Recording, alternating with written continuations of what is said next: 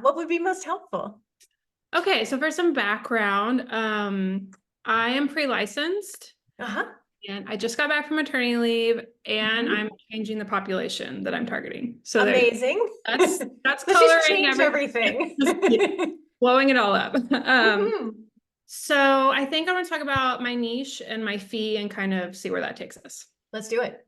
Okay, so my niche is high achieving women with young children struggling with the balance of parenting, partnering, and work. So that's kind Yes. of how I've been describing it, but I feel like it isn't quite getting to where I want it to be. Okay. In terms of like, there's not as much interest, or you feel like it's not accurately describing It's something? not quite accurately describing it. I think they are struggling with that balance, but it's more of like, it's like perfectionists who have their identity really wrapped up in work and their performance. And now that they're moms, they feel like they're doing everything sort of at like 75% capacity. They're not Mhm. performing up to their standards because they're spread so thin. Mhm. And sort of feeling like a striving or like a wanting more, but then feeling guilty about it. Um, Mhm. yeah, and like motherhood is so hard that they feel like they're failing. Yes. Yeah. Mhm. And I Because think they're that not. feel like they're failing really is kind of like I don't know, like the finger in the wound. Like I'm picturing it like on a scab, like just Yeah. pushing in. That kind of gets to the crux of it. Mhm. Because your ideal clients, it sounds like, are not the type who are like, oh well, about Right. failure. Exactly. Yeah, they're really good shit talkers to themselves. Mhm. Yeah. Right, right. Yeah. So I wonder if incorporating that, like maybe like, are they new mothers? Is that what you said? Is that how you phrased it? Yes. So new mothers who feel like they're failing in every area of their life. Yeah. Like, Yeah. does that kind of get to it quick? Yes, it does. And I think, yeah, I've kind of that wording has been kind of gone through my head, but that I think that felt so like, whew. But I think that's good. It probably gets to like Right. that feeling. We Yeah. don't want to like sugarcoat it as we describe it, or they won't be like, yes, how I'm feeling. Yeah. But if we go hard on the thing that keeps running through their head, then they'll feel seen and known. Okay. Okay, cool. I like that. And there's like sort of another side to the coin where I don't know if this is something I should include, but it's sort of based on like the identity shift and like feeling like swallowed by motherhood. And it's hard to like meet your needs when you're a new mom, but they kind of realize that like maybe they never even knew what their needs were or were already bad at meeting them. Mm-hmm. So kind of not even knowing like, yeah, what they would ask for. Right. So this is my third conversation today about women like not knowing what their needs are. I'm finding this very interesting because Oh, normally it's not so thematic in a day, yeah. because it's also random, but Yeah. it's yeah, because I mean I think that's super super common amongst women in general, but particularly mothers.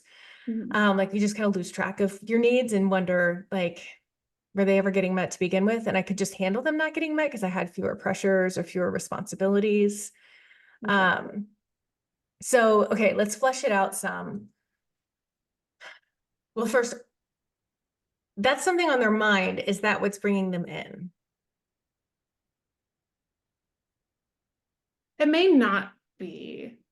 I mean, mm, I think it's like the feeling of failure is more pressing.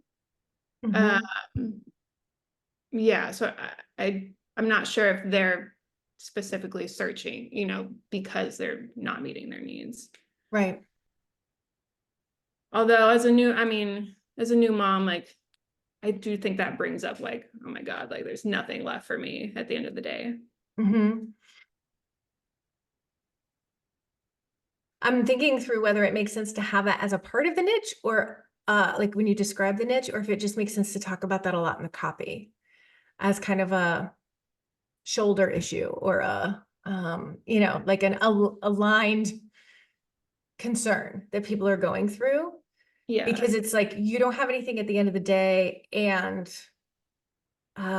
it feels like a lot to have to like sort through, like, who am I, what do I want and need, Mhm. who's going to meet those needs anyway, am I responsible for meeting all those needs on top of everything else? um Right. so That makes sense. I think yeah, it could be in it's there. another, yeah, it's another area they're failing at, right? Like it's just another thing to Right. dog Yeah. pile. Yeah. Okay. That makes sense for sure. Okay, cool. Also, I don't know why, but I've like been hesitant to market like only to new moms instead of like mothers in general. And I don't know if that's just me being afraid that it's too, the pool is too small or something. I don't know. What do you think about that? So I think, I mean, I work with a lot of people who are perinatal therapists, and the number of people who have like a perinatal mood disorder is like pretty small compared to all the women who are struggling with the transition to motherhood. So I think if they can get full, you can certainly get full, because most women are struggling. The challenge with your population is them deciding it's bad enough to get help right now. Mm-hmm. Yeah. And I think like we know what it looks like for a woman to continue to beat herself up over long periods of time, and like the feeling of failure when you're normally pretty good at achieving things, like how that kind of wears on your soul. Mm-hmm. So I think part of the job of your copy is to like definitely not scare tactic style, but to talk about like what's possible if you address this now, versus like basically asking them the question of, if the way that you feel now continues, what Yeah. does a year from now look like? Okay. Yeah. That makes sense. I like that. Okay. I think that helps a lot. Good. Um, cool. So like I said, I'm pre-licensed. I live in Houston. Hmm. Um, I basically picked my fee based on like other pre-licensed therapists in my area, and I'm charging 140. Do you think that Okay. seems like, what is your So let me do a little quick Google search. I know Houston is rich. Houston, I'm looking up Houston, median household income. Um, okay, so it looks like it's about what it is where I live.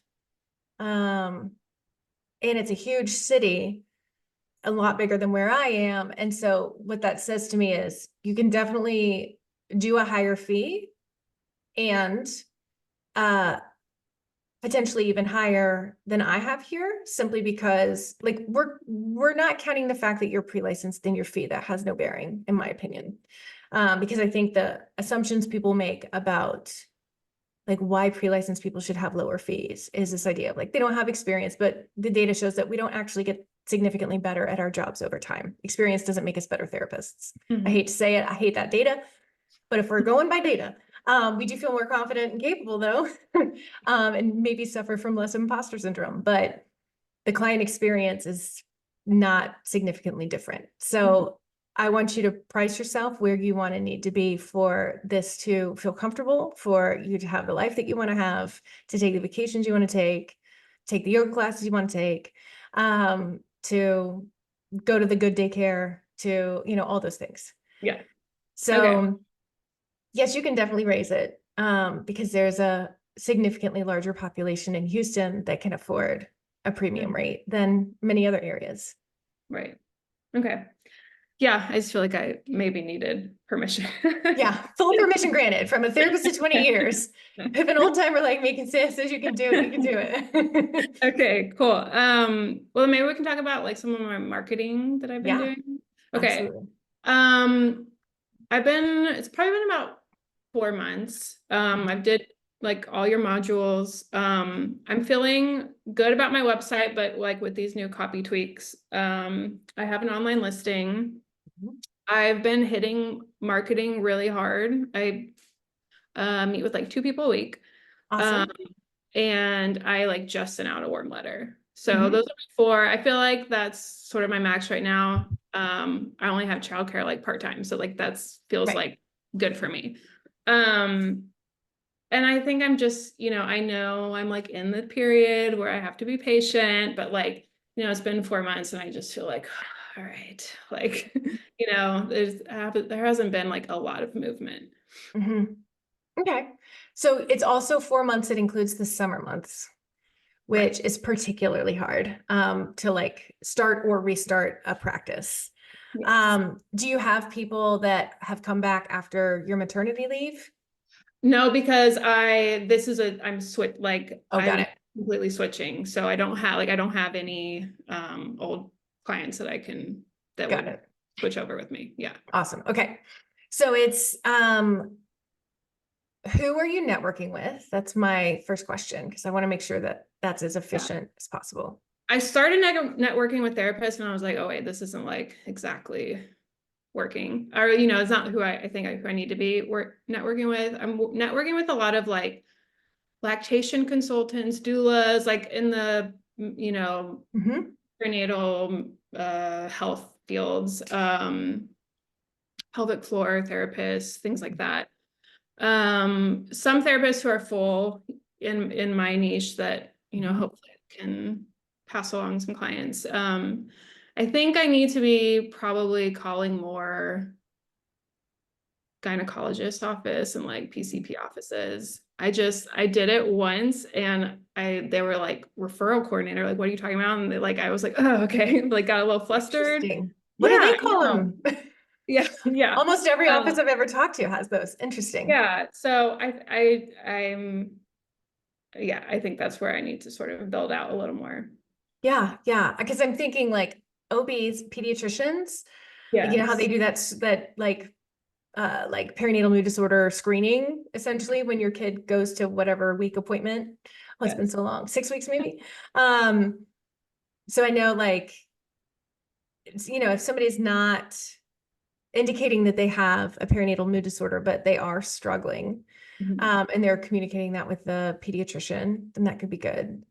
Midwives who are Yes. doing the follow-up appointments, just thinking about all those follow-up appointments. And it may be like your ideal clients may be, it sounds like they're farther along in new motherhood. Like they're not the 6 week new motherhood because that's just a mess for everyone. But it sounds like they're really struggling. Like